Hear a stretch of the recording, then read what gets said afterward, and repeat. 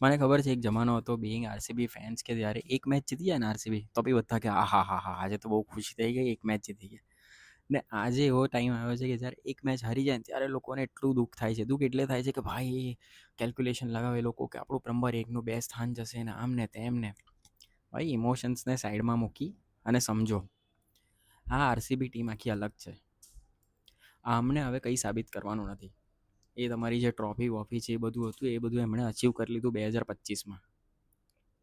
હવે આ લોકો મીડિયોકર ક્રિકેટ નહીં રમવાના, બરાબર. એ એન્કર ઇનિંગને 180ના ટાર્ગેટવાળી સ્ટ્રેટેજી એ બધું ગયું. કાં આ લોકો મારશે 220 230, કાં પછી આવી જ રીતે 100 120 150માં ઓલ આઉટ થઈ જશે. સો આ લોકો અટેકિંગ બ્રાન્ડ જ ક્રિકેટ રમશે અને એ તમને એમના નેટ રન રેટમાં દેખાતું હશે. જોઈ લેજો, છેલ્લે પાછળ આંકડો છે, સૌથી હાઈએસ્ટ છે. 75 રન હશે તો બી આવું અટેકિંગ ક્રિકેટ જ રમશે કે ભાઈ 5 ઓવરમાં પૂરું કરો. સો આવા અટેકિંગ ક્રિકેટ રમવામાં રિસ્ક બહુ હોય અને તમને ખબર છે એના લીધે એ લોકો કાં 5માંથી 3 મેચ જીતશે ને 2 મેચ હારશે. સો મેન્ટલી તૈયારી રાખી રહેજો આરસીબી ફેન્સ કે આ વખતે આવી જ રીતે આ લોકો રમશે.